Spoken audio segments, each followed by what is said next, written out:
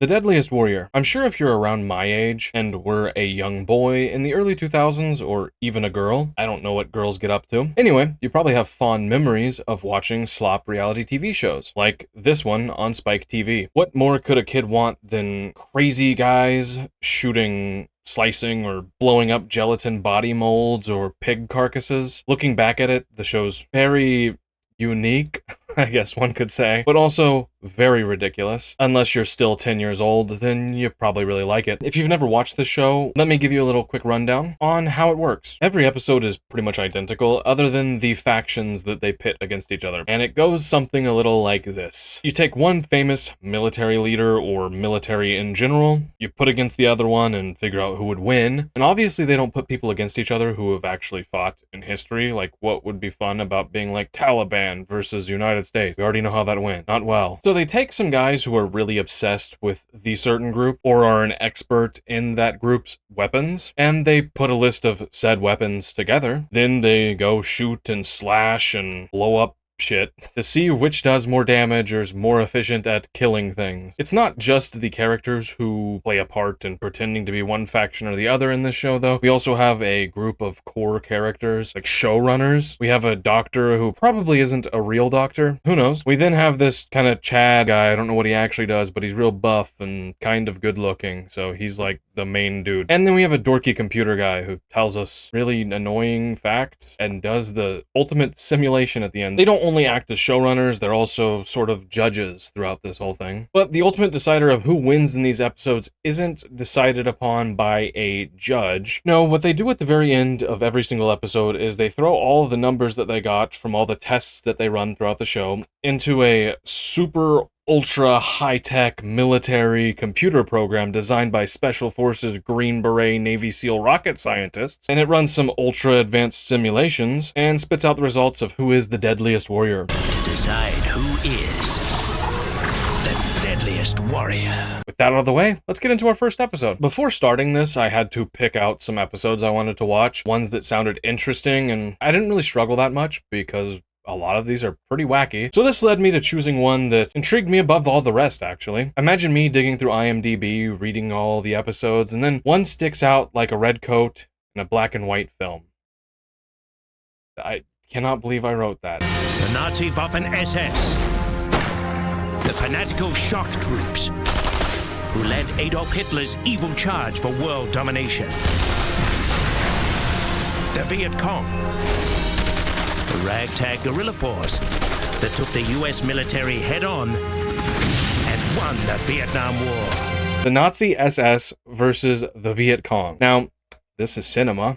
It's great. I will not be discussing early 20th century politics in this episode. I don't plan on it whatsoever. Or mid-20th century politics, for that matter. But the fact that Spike TV went there made me very curious. Did they let the Nazis win? Surely not. The Nazis really do love killing commies, though. And the Viet Cong fit the bill really well. We're here to look at two of the most dangerous warriors U.S. troops have faced in history. Waffen-SS, Viet Cong. We're not here to argue ideology. We just want to do clean tests of the weapons and the warriors behind. What I really love about this episode is, like every other, we have a couple of guys who are simping for both sides, right? No matter how bad they lose a certain test or how shitty one of their weapons are, they are just very obsessed with their group. A lot of these guys happen to be of the racial ethnicity of the group in question. And throughout the whole thing, they just argue and bicker with each other, talking shit, making jokes, or which sometimes land or are sometimes just creepy. It gets a little personal sometimes, like, oh, I'd kill you so hard. No, I'd kill you so hard, dude. And if you're like me, you're just hoping that the German guys go there, especially when both of them have the most badass German names ever. Wielding weapons for the Waffen-SS, Silvio Busch, an expert in German World War II combat organization. There was no enemy the Waffen-SS feared, no matter who it was. Also testing for the German team, military historian Robert Wilhelm McCain. The Waffen-SS were used as shock troops, the elite of the elite. No finer soldier ever fought a worse cause. I really want them to go full like Inglourious Bastards first scene with that one fella looking for the Jews under the floorboards. The Viet Cong, they brought in a little Vietnamese guy who doesn't really talk much. Then they brought in this really tall Chad Vietnamese dude who most definitely doesn't look Vietnamese. He looks like a straight up action figure. I guess the little one would be able to hide in like a bush or whatever the fuck they hid in. At the start of every episode, it's also customary for our judges to pick or decide who they think will win. The white Chad guy, like the leader of the judges, I don't know what to call him, but he picks the Nazis, and then the dorky computer guy picks the Viet Cong, which do with that what you will. I gotta give this one to the Waffen-SS. They had a huge superiority complex, and when you believe your opponent's a dog, it's very easy to pull the trigger and get the job done. I'm giving my initial edge to the Viet Cong. I think their unconventional tactics are unlike what the Waffen-SS are used to fighting, and also were the Americans able to defeat this opponent. The answer is yes in the case of the Waffen-SS, no in the case of the Viet Cong.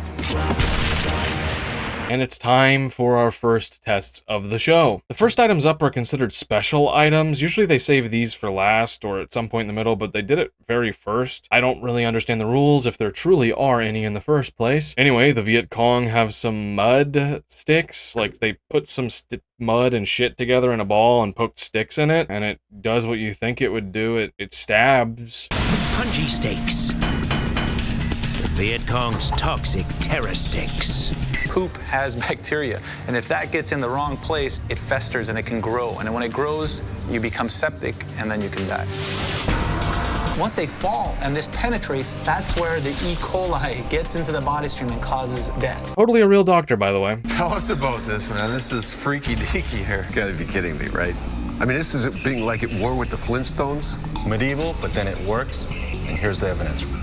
If a Waffen-SS soldier was to use this, he would be court-martialed for cowardice in face of the enemy. So the Viet Cong have some poop-covered sticks, and what do you think the Germans are working with now? They're 20 years behind. They have a fucking flamethrower. They have a flamethrower. That's what they gave. They put some sticks covered in poop against a flamethrower. I didn't make this shit up. They did. It's hilarious, but this isn't on me. This is on Spike TV. Whoa! Holy! That's 800 degrees Fahrenheit! The special weapons, the Waffen-SS, take a flame-broiled edge with a Flammenwerfer. I'm sure you knew just as well as I did as soon as I mentioned it's a flamethrower that the flamethrower beats poop-covered sticks. It's entertaining watching them simulate a German man burning down a Vietnamese village, though. Really just a class act all around. We now move on to our second test, where they put two SMGs together. This is like the long-range weapons test, but they gave the Germans an MP-28, which feels like a ripoff because they could have used like the MG-42, which I get is later in the war, but is it really that late in the war? It would have been so kick-ass. They're probably out of their budget. The MP-28 submachine gun. The Waffen-SS experts will have to shoot through a camouflage net. 3 robotic moving targets will act as Viet Cong forces. Simulated mortar fire will also obscure sight. They shoot some mannequins. I don't even remember what the Vietnamese SMG is called. They kill them all. Both of them do. At the very least, it seems like the Germans are starting to play into their characters. And this guy's got some ballet stance going on, or maybe that's VC yoga. This was fantastic. Yeah. And more communists dead. Dead.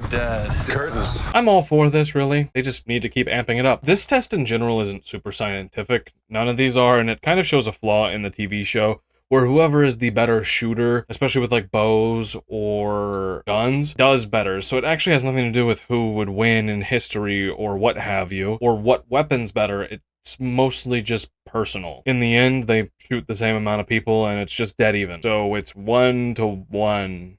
No, 2 to 1.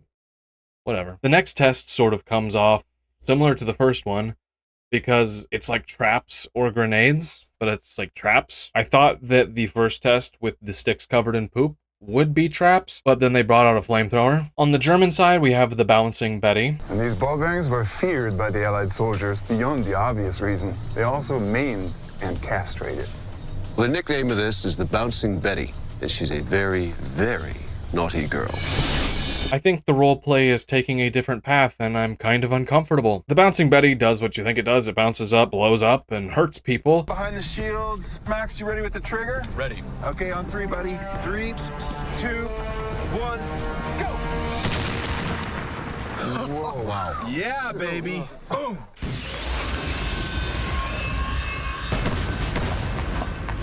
Then we see the Vietnamese trap. The VC's answer to the Bouncing Betty is a devious, explosive combo. The Pomsey 2 landmine and the F1 grenade. And we see that they have a grenade attached to another grenade. And because 2 grenades is better than 1, the Vietnamese win. And we are on to our 3rd test. This is the 4th test. Yeah, the 4th and final test. This is pistols. The Vietnamese have a really shitty Soviet pistol. Are you ready? Yes. 3, 2, 1, go! The Germans have a very gimmicky German pistol, which I'm not talking bad about the Mauser C96. It's a very cool pistol, but it's gimmicky for the show. In this one-on-one, the German pistol wins because you can just pull, I don't know, I've never owned a C96 Mauser. It probably costs $1 million. But you pull a thing back, it goes full auto, right? And the judges are like, oh shit, this goes full auto. It also has 20 bullets in the magazine, and the other one has like 8. So no real telling which is actually the better pistol. Light them up on your go!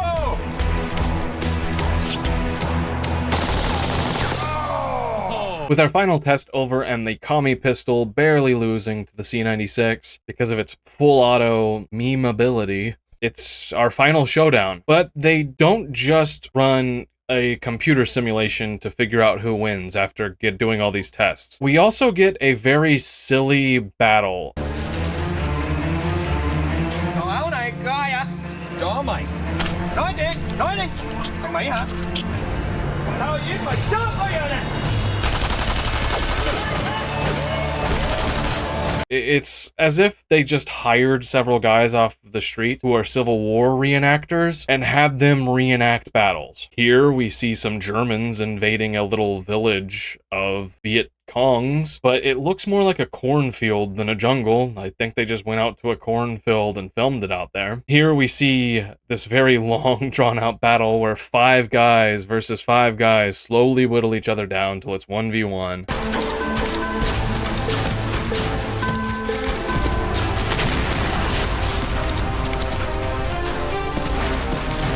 And in the end, the show has some balls because it decides to give the final battle to the Germans. In the end, the German fella lights the Vietnamese fella on fire with a flamethrower, which is really cool because flamethrowers are really cool.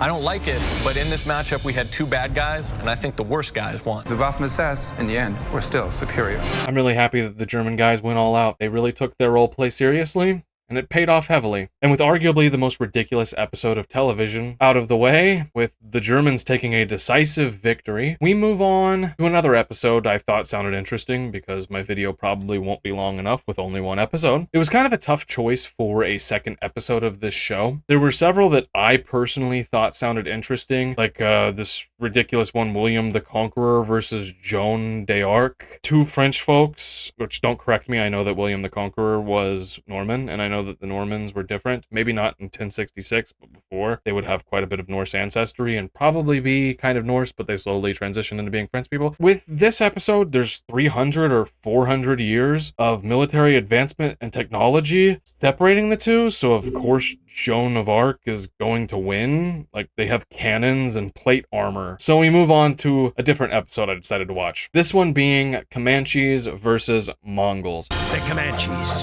the born-in-the-saddle killers who terrorized the 18th century American plains. The Mongols, the vicious Asian horse warriors who used pure savagery to conquer more territory in the 13th century than any empire in history.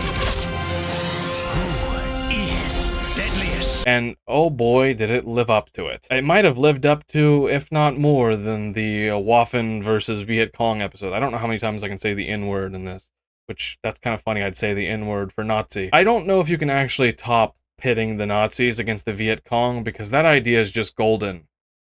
The Comanche versus Mongol episode at first sounded pointless to me, as I'm sure it does a lot of you. How the hell are some Indian guys going to defeat one of the scariest armies aside from a jihad the world has ever seen? I should call them Injuns Indians, Native Americans. So you don't think I'm talking about the call center ones? The ones who got invaded by the British? Oh, they both did, but... The Comanches, the Native American hunters, known as Lords of the Southern Plains, who ferociously defended their territory by slaying anyone who dared to settle on the same land. Now you remember how just a few minutes ago I talked about how this show comes a lot down to who can aim a bow better or who can hit harder. This episode is pretty bad for that. Anyway, now that we've already talked about how these episodes work, the only thing to go over is the tests and the crazy things that these people say. Coming in first, we have our blue-eyed fella calling himself Red Hawk, which seems a little bit insensitive, but I don't really care. Jay Red Hawk. From the time we are born, we hit the earth, we're warriors. Native Americans are so rare, so they probably just picked up a guy who wore feathers, and they're like, hey, you'll work. Sooner or later, white women on SSRIs who like crystals too much will probably be able to play Native Americans in TV shows. The other native is a dork who keeps going like, ay, ay, ay, ay, ay, ay, too much. I don't know how they do it. Fighting for his Comanche ancestors, expert equestrian Joaquin Gonzalez. As part of his Comanche heritage, Joaquin learned to ride before he could walk. Comanches have no fear. We don't know who you are. We don't care who you are. We're just here to let you know we ain't going anywhere. But he does that all fucking episode long, and I'm gonna try to show you every single instance because it got very old for me, and I want you to experience the same suffering that I did. After the Comanches, we meet the Mongol guys. One of them is a fucking massive freak. So as it turns out, I accidentally got the Vietnamese fella, the big tall guy, who's like muscular and looks like an action hero, confused with one of the Mongols. I actually had in my script that one of the Mongol guys looked like a Native American, which I can show you. It was this guy. He just reminded me of a Native American. If you're confused about what I meant by this, it's literally just a joke about how the fella was really big. So we have a Mongolian dude and a Mongolian dude who kind of looks Native American, which makes sense because I think Native Americans are actually like Asian and came across Alaska or something. The first round of tests comes down to Pokey Stick versus Pokey Stick. A classic matchup, made less classic by the fact that the Mongols are actually using a steel glaive. Sure as shit though, the Pokey Stick the Native Americans have pokes people. Even when they put some leather armor on it, it still pokes right through.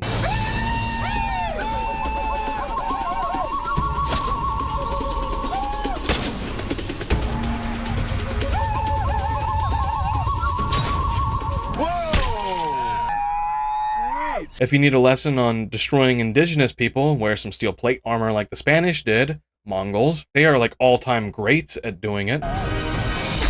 Yeah! Pretty good for a pull stick. A pull stick that kills. This test is made annoying, and we realize another flaw of the show in that the judges have a bit of bias when we learn that the Mongols don't actually use their glaives on top of horses.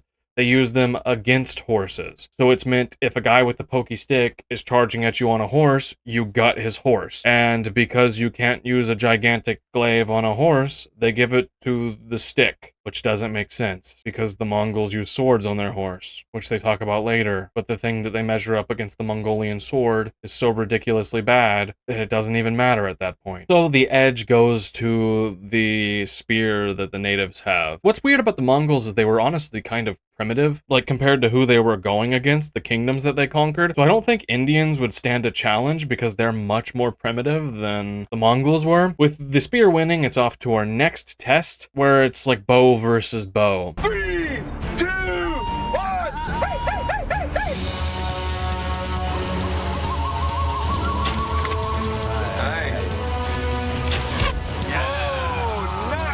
And the Indian fellas just happen to be better at shooting bows, so they win. They have the gall to talk about how the Indian bow is superior to the Mongol bow, which is also ridiculous again. So 2-0 Comanche. As here we get some actual weapons though, and the Mongols are bringing a sword, and the Comanches are bringing a stone knife, which is like this big. They got like a fucking 3-inch blade against a sword. Now the sword obviously wins here. All right, get out of my way.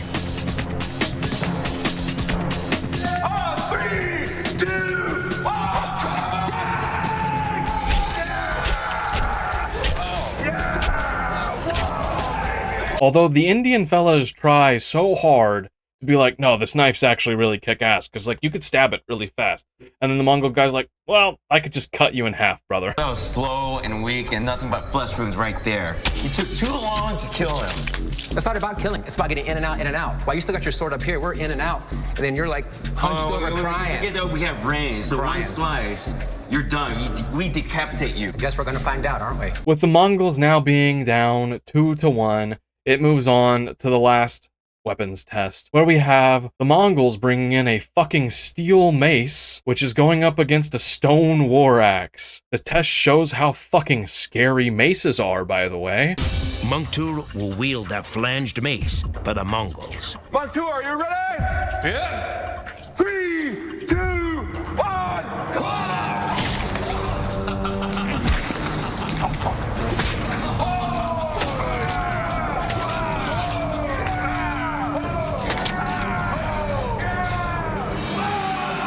Maces are literally designed to bash people who are wearing steel plate armors heads in. So the mace obviously wins. And it's dead even going into the simulation. Who is the deadliest warrior? Comanche or a Mongol? Let's do it. They seemingly didn't have very much money for this testing either, because it's just a 1v1 where one Mongolian dude runs into an Indian guy. The reenactment takes centuries, with both of them shooting arrows at each other for quite a while, and then they end up changing out different weapons, trying them out, until in the end, the Comanche scalps the Mongol.